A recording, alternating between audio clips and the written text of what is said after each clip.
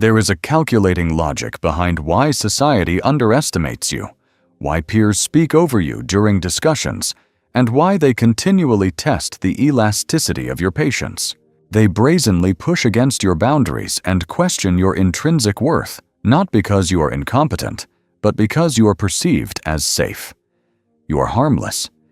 You reveal your entire hand before the game has even begun. You display your emotional cards too openly. You prioritize being liked over being respected. Ignoring the fundamental law of power in a Machiavellian world, being loved without being feared is indistinguishable from being invisible. Human nature does not respect benevolence. It respects ambiguity. The world does not fear goodness. It fears the unknown. It fears the mystery you fail to provide. From childhood, you have been conditioned to project the image of the good citizen. You were told to smile more, to remain open, to extend kindness first, and to be perpetually accessible. However, the brutal reality is that people do not respect those they can walk over. They utilize them.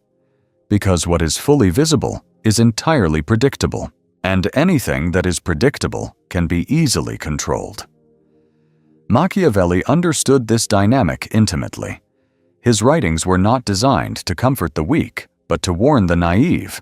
A leader who lacks the capacity to induce fear will always remain a target. This does not imply you must resort to violence or cruelty. It means you must become a cipher, someone unreadable, cryptic, and impossible to decipher. Consider a room filled with loud, boisterous personalities. The individual who remains silent is the one who commands the room's subconscious attention. They are not watched because people expect entertainment, but because they sense a dormant power. They sense something they cannot label, and that terrorizes them. That is the objective. To be observed, not for the sake of vanity, but as a precautionary measure by those around you. When you pose no threat, you become a utility, a tool to be used and discarded. Reflect on your own history. How often were you treated as background noise until the moment you physically removed yourself from the equation? How many times did their appreciation only manifest after you withdrew your presence and embraced silence? How many individuals only began to respect your borders after you enforced them with cold, hard distance? This happens because you were playing the game of morality while they were playing the game of power. They calculated that you would offer explanations, that you would forgive their transgressions, that you would remain loyal, and that you would never dare to escalate the conflict. Once an adversary knows you lack the will to escalate, they will instinctively strike first, and they will invariably win.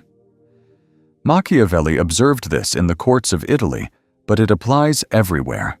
You witness this dynamic in your romantic relationships, your corporate career, and within your own family hierarchy. Predators do not test the dangerous animals.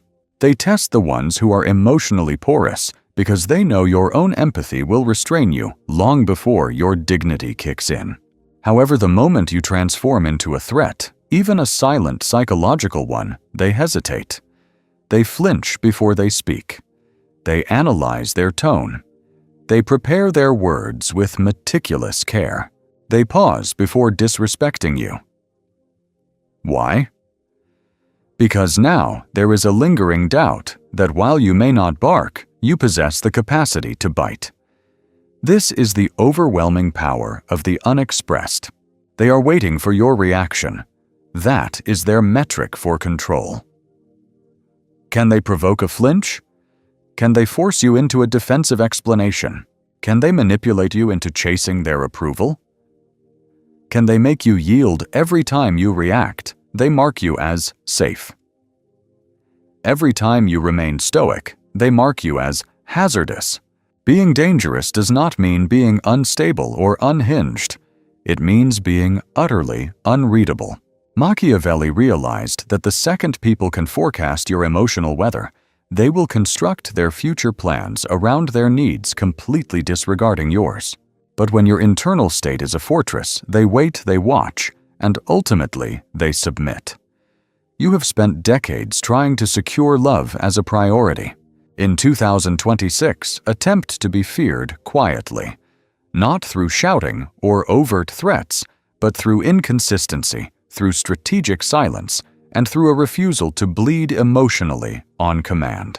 The individual who enters a room beaming with a desperate smile is instantly forgotten. But the man who enters with no compulsion to speak becomes a palpable presence. True presence has a longer half-life than the loudest voice. Machiavelli never advocated picking up a weapon unless the psychological war had already been won through perception. In the real world, your actual nature is irrelevant. The only thing that matters is what people believe you are capable of doing. You do not need to be physically dangerous. You simply need to be perceived as a dormant volcano. And how is this achieved? By withholding your words. You must master your visibility. You must regulate your energy output. You must weaponize the silence. Because in every social hierarchy, one rule is absolute. Humans fear what they cannot comprehend, and they inevitably respect what they fear.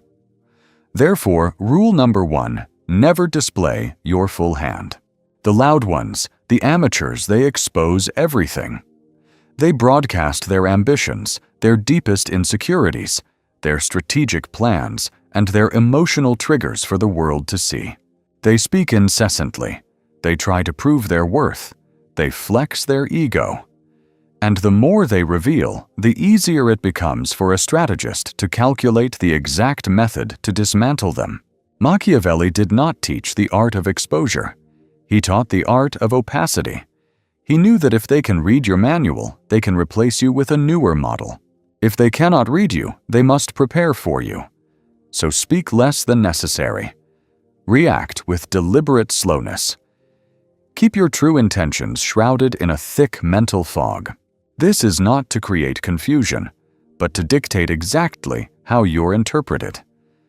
In a modern world where everyone is screaming to be seen, the one person they cannot define is the one they become obsessed with. Rule number 2, never defend and never explain. Nothing destroys the illusion of strength faster than defensiveness. If an opponent criticizes you and you rush to explain yourself, you are confirming that their arrow hit the target. If they accuse you of being distant and you attempt to defend your silence, you reveal that their opinion matters more than your own peace. Every time you justify your behavior, you're sending a clear signal. You still have emotional access to me. A true strategist would simply stare blankly. He would nod, perhaps offer a slight enigmatic smile, and simply say, "Noted." That is how you become a psychological threat. You absorb everything and return absolutely nothing. Rule number 3, purposefully transmit mixed signals. A valid threat does not need to be aggressive. It needs to be fundamentally unpredictable. People do not fear the things they understand. They fear that which contradicts itself. A Machiavellian strategist would praise an ally today and replace him tomorrow. They would smile warmly during a conversation and silence you completely by the following week. They offer kindness one moment and vanish without a trace the next. Why? Because nothing generates emotional instability and compliance quite like the fear of inconsistency. Volatility breeds compliance. When your emotional state is difficult to predict, you create a psychological dependency in others. You do not need to resort to overt cruelty to control the narrative. You simply need to cultivate an air of unpredictability, a fog of strategic ambiguity that compels others to maintain a respectful distance because they are terrified of triggering a side of you they have not yet witnessed. In the modern lexicon, we label this mystery. But Machiavelli understood it as a fundamental strategic necessity, a carefully constructed illusion of potential danger. This brings us to the 4th principle. Maintain absolute composure while those around you descend into hysteria. There is no form of intimidation more potent than demonstrating total self-mastery in the midst of absolute chaos. When the whispers start, you offer nothing but silence. When voices are raised, you simply blink, unhurried and deliberate. When panic sets in, your voice drops to a calm, steady register. And when insults fly, you counter with a faint, knowing smile. This behavior signals a singular, undeniable truth: you're immovable. If they cannot rattle your emotional cage, they realize they lack the leverage to shift your position. And if you cannot be moved by their petty storms, they must begin to dread what piece on the board you will decide to move next. It is that unnerving stillness, that refusal to engage in escalation, that creates true dread. That is the precise moment you transcend the role of a mere participant in the conflict and transform into a gravitational presence that everyone else is forced to orbit. Niccolo Machiavelli would argue that it is infinitely more powerful to utter a single decisive sentence at the conclusion of a dispute than to offer 100 frantic defenses during it. The economy of language dictates that the fewer words you use, the more devastating weight each one carries. When your adversaries cannot forecast your verbal response, they instinctively begin to self-correct and modify their behavior long before you even open your mouth. Do not mistake this for communication. This is psychological command. When the average person hears threat, they imagine physical violence, but when they perceive dominance, they understand it as absolute control. But the master strategist knew better. He was not fixated on power derived from brute force. He was obsessed with the accumulation of power through sheer, overwhelming presence. Look around any boardroom or hierarchy. The most feared individuals are invariably those who appear to do the least yet command the highest degree of attention. It remains much safer to be feared than loved if you cannot achieve both. This is not because fear necessitates cruelty, but because fear compels others to respect your silence and hesitate before crossing you. You are never required to actually strike. You only need to cultivate the unshakable conviction in their minds that you are capable of doing so. That psychological certainty is far more persuasive than any logical argument you could ever construct. Those who present themselves as harmless are essentially issuing an open invitation to be disrespected. Let us delve deeper into the psychology of leverage. When an individual has no fear of losing access to you, they will plunder your time, interrupt your speech, demand more than they contribute, and expect endless explanations for your autonomy. They do this because your presence registers as weightless. In their mental calculus, you're a resource to be used, not a force to be reckoned with. You appear safe, entirely predictable, overly kind, and accommodating. In the cold light of a Machiavellian reality, these are not virtues to be admired. They are glaring structural weaknesses begging to be exploited. So what does a genuine modern threat look like? It is not a weapon, it is not a raised voice, and it is not an act of petty revenge. A true threat is the act of saying absolutely nothing after a blatant disrespect. It is the ability to remain icily calm while others spread rumors and gossip. It is being radically unpredictable without ever becoming emotional. It is the power to vanish from a room and leave a vacuum so heavy that everyone feels the drop in pressure. That is fear. And realize that this fear is your ultimate leverage. You cease to be viewed as just another person. You evolve into a walking consequence. Once people encounter your detachment, your strategic withdrawal, and your refusal to chase their approval, they begin to associate your silence with a tectonic shift in their reality. When you cease to reply, they are forced to reflect. When you restrict your output, they overanalyze every micro-expression. When you fail to appear, your absence looms larger than your presence ever could. Your lack of engagement becomes a mirror. It is not that you have actively punished them, but rather that they are suddenly struck by a terrifying realization. Without his validation, I no longer know how to measure my own worth. That is the essence of psychological warfare. Machiavelli did not require vast armies to manufacture fear. He utilized silence-calculated distance and weaponized uncertainty. Because when people cannot decode your next maneuver, they inevitably choose one of two paths: they retreat entirely, or they scramble desperately to win back your favor. Understand that both outcomes serve your agenda. You must build the wolf and eradicate the dog. There is a profound reason why concepts like "kill the dog in you" are dominating the algorithms in 2026. The Machiavellian mindset demands the wolf because society is collectively waking up to the agonizing pain of living as the emotional dog. That dog is loyal even when betrayed, friendly even when mocked, and obedient even when ignored. Everyone is tired of the leash. Everyone wants to metamorphose into the wolf. But here is the critical insight: they miss the true. Wolf does not bark. He simply watches from the tree line. And when he finally decides to move, the prey is never ready. That is the archetype you must embody. You do not bark. You do not offer explanations. You never beg. Instead, you calculate variables and you withhold access. You allow others to feel the chill of your judgment without ever raising your tone. History teaches us that the most unforgettable figures are often the quietest. Here lies the irony of influence: loud people are remembered only in the moment they are making noise. Still, people are burned into the memory long after they are gone, because hours after you have left the room, they are still replaying what they cannot define. Why didn't he say anything? Was he testing us? What was the hidden meaning behind that silence? They cannot move on because you denied them the luxury of closure. And when the human mind cannot close a file, it is compelled to reread it for eternity. That is how true threats are born, not from kinetic action, but from unlimited potential. You do not have to utter a single word to completely dominate a room. Most real power is never spoken aloud.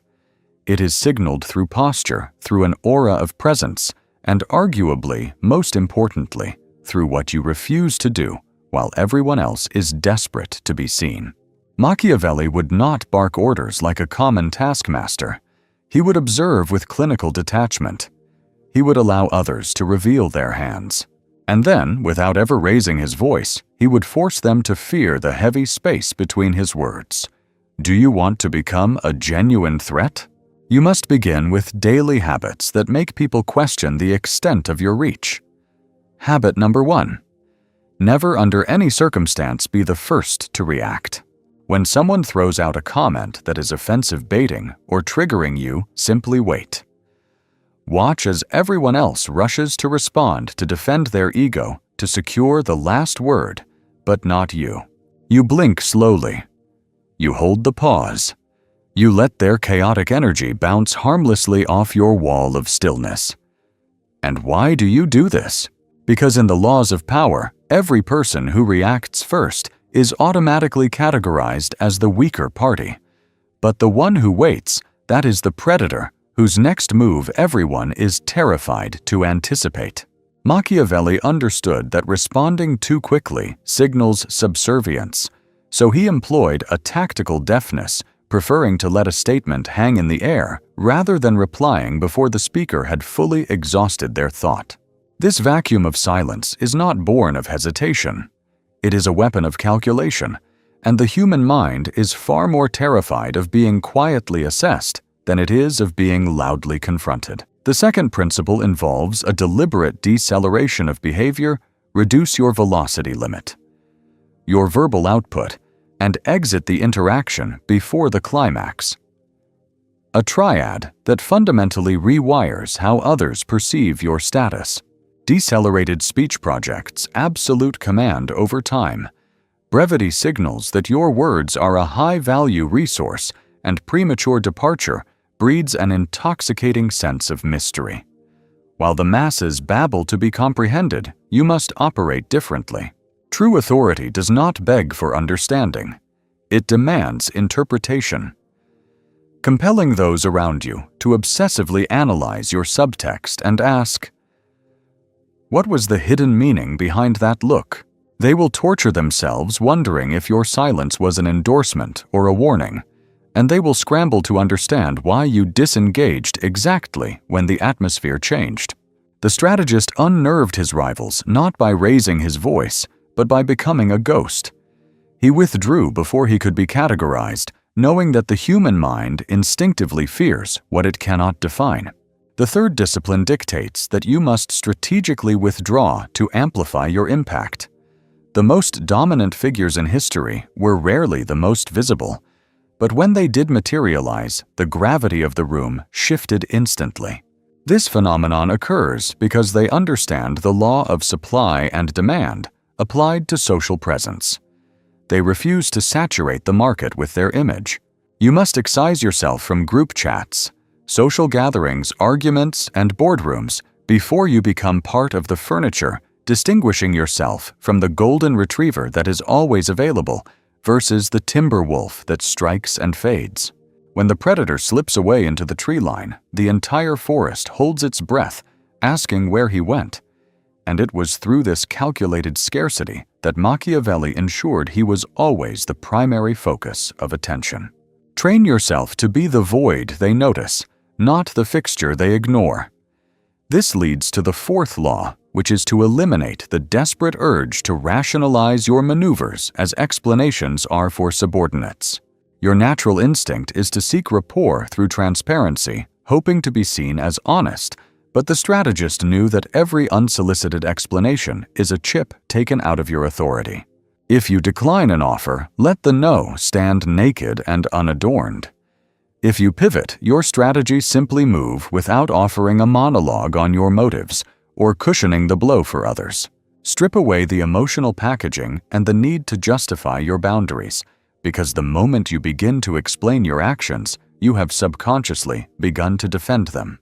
And the second you shift into a defensive posture, you have abdicated the throne of command and entered a negotiation, and a true threat never negotiates their reality.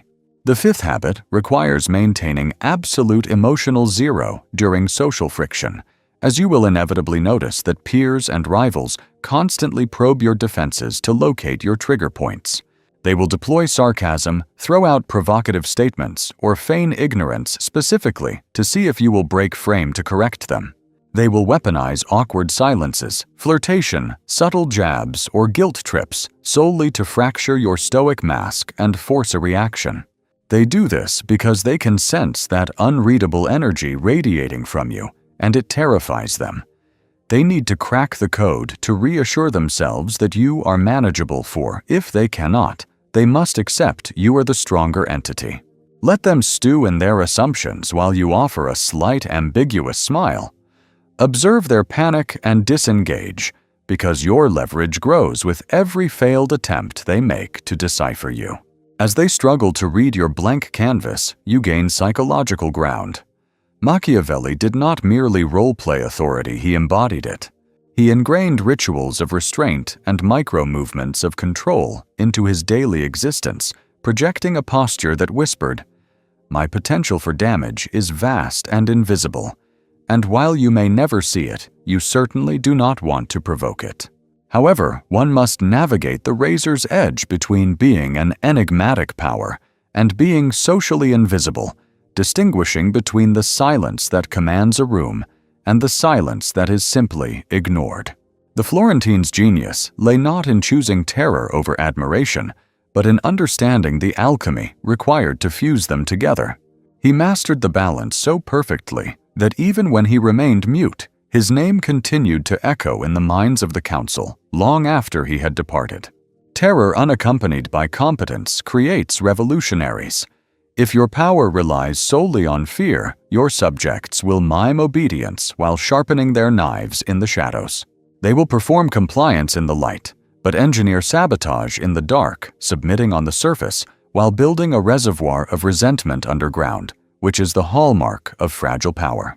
Tyranny may secure order for the afternoon, but it guarantees betrayal by evening, a trap that the master strategist carefully avoided.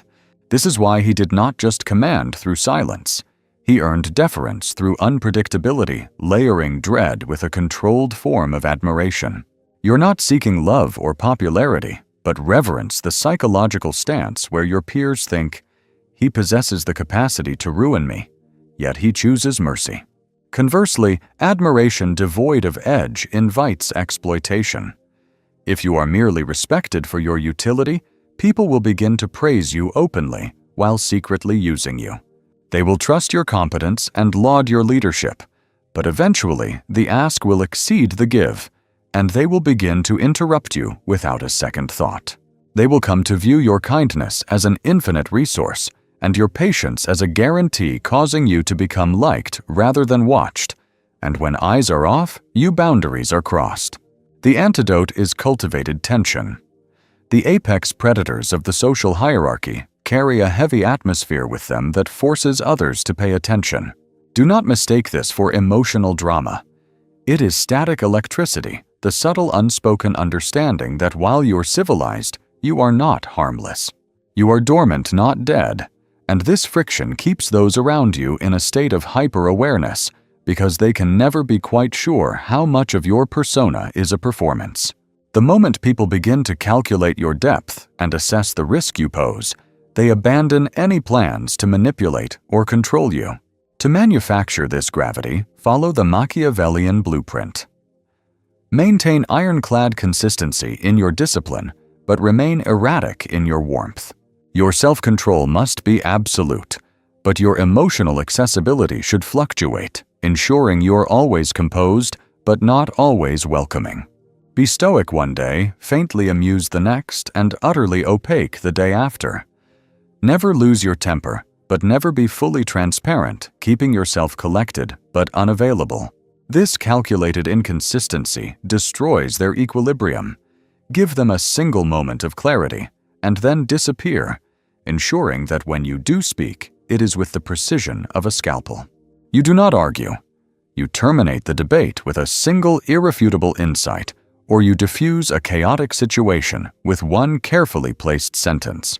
You issue a correction once without anger, and then physically remove yourself from the environment, leaving the conclusion hanging in the air for them to process. Never repeat yourself, for a message left open-ended haunts the mind far longer than 1,000 lectures, and that lingering silence is the architecture of lasting tension. Force them to genuinely experience the vacuum of your absence without ever uttering a single ultimatum. Machiavelli understood that true leverage isn't begging for eyes on you. He wouldn't waste breath broadcasting an exit. Instead, he would condition them to dread the sudden drop in temperature when he disengages. You simply stop the digital feedback loop. The nodding ceases. A frost settles over your demeanor. You vacate the premises ahead of schedule, completely silent. There is no final speech, no attempt at closure, just a widening abyss between you and them. That silence hits harder than shouting because they suddenly realize your proximity carried a value they failed to calculate. Now the ledger is balanced and they feel the debt. The next time they approach, they will tread with profound caution. Allow accolades to land without absorbing them. When the world throws flowers at your feet, you do not stoop to pick them up. You do not deflect the attention, and you certainly do not mirror their enthusiasm. You offer a measured nod, maintain unblinking eye contact, perhaps a ghost of a smirk, but you refuse to sign the contract of validation. You do not submit to their approval. Why play it this way? Because devouring praise reveals a starvation for approval that is frankly terrifying to witness. It signals that you assessed your own value long ago, rendering their applause a mere polite social courtesy rather than oxygen for your survival. This is the razor's edge of influence. You compel others to respect your immovability while simultaneously fearing the dark waters beneath that calm surface. That friction is power. That is precisely how Machiavelli would navigate the board in 2026. The loud players are merely observed. The silent players are seared into memory. He had no interest in merely barking orders in the present tense. His ambition was to colonize their thoughts hours, days, and weeks after the door clicked shut behind him. Real dominion has nothing to do with immediate force. It is entirely about a lingering gravity that remains heavy in the room long after you have departed. The most lethal form of influence is the one that offers no footnotes. As the old text reminds us, men are far quicker to forgive the execution of a father than the confiscation of their inheritance. So you must confront the mirror and ask, what archetype must I forge? You must become so vital that your disappearance feels like the stripping away of a birthright. We are going to construct that persona brick by brick. Understand that fascination is never born from availability. It is exclusively manufactured through scarcity. Nobody loses sleep over a puzzle they have already solved. They lie awake analyzing the thing that felt within reach but slipped through their fingers before they could claim it. This is the architecture of the unforgettable. You must be tangible enough to be real, yet distant enough to remain a phantom they cannot quite grasp. You grant them a singular second of piercing eye contact. You deliver a sentence that dissects reality more sharply than social norms allow. You project a stillness that rattles the nervous systems of the chaotic. And then, abruptly, you're gone. That void creates a psychological feedback loop they cannot resolve. Strategy number 1: completely subvert their expectations. The average person uploads their entire personality to you within the first 5 minutes. They are desperate to please, manic in their expression, and pathetically accessible. You will do the opposite. Smile rarely. Decelerate your speech. Offer zero data beyond the absolute minimum. This generates a behavioral contrast so jarring that it physically forces the room to decelerate to match your tempo. Watch as they instinctively adjust their volume, their posture, and even their respiratory rhythm. They aren't doing this because you asked. They are doing it because your gravitational pull warped the environment. You have now branded their subconscious. Strategy number 2: trigger their projection, then starve it. People have a compulsive need to categorize. They will whisper that he is intense or she is an enigma. They will say, you are impenetrable. Good. Let them struggle. The moment they begin projecting their own fantasies onto your canvas, they begin the process of obsession. They will rewind the tapes of your silence. They will analyze the micro-movements of your face. They will write entire novels to fill in the blank pages you refuse to write for them. Never interrupt this process. Their imagination is working as your unpaid public relations firm. The deeper their confusion, the more frequent their return visits. Strategy number 3: sever the connection mid-sentence. Whether metaphorically or literally, deny them the comfort of a tidy ending. Most humans survive on emotional closure. They crave the full dossier. They want the clean exit, the handshake, the final bow before the curtain falls. You will terminate the interaction 10% before it feels complete.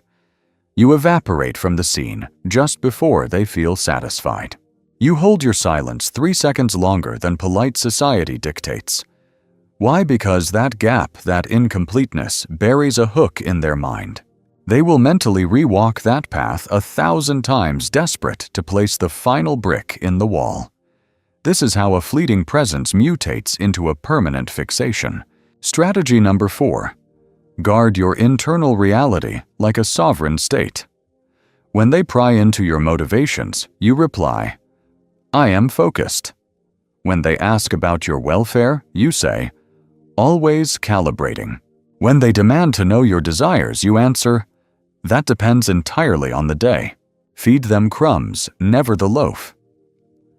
The second someone possesses the map to your why, they immediately begin engineering your destruction. However, if your mind appears as an impregnable fortress, they cease their knocking. Instead, they stand outside, watching, wondering, and dedicating mental energy to you long after you have forgotten their names. The brilliance of Machiavelli was not found in his desire to be memorialized as a benevolent saint. It was his ability to be remembered as a man who possessed the capacity for anything, yet reserved the right to choose the time and place. That if is the ultimate psychological weapon. That is what haunts them. You have now ascended to the terminal phase where silence transforms from a tactic into a state of being. This becomes your operating system. You do not suppress your emotions out of fear. You simply adjudicate when, where, and if they deserve an audience. Machiavelli's ultimate incarnation was not noisy. It was not outwardly savage. It was relentlessly disciplined. Genuine power is not achieved when they follow you because they are terrified of your whip. It is achieved when they alter their own movements just in case you happen to be looking. The man who cannot be read is the man who cannot be trapped. As soon as they decode your algorithm, they begin to manage you. But the moment they accept, they will never reach the bottom of your soul. They abandon the attempt to control you. In that surrender, they grant you infinite territory because you have become a variable they cannot calculate.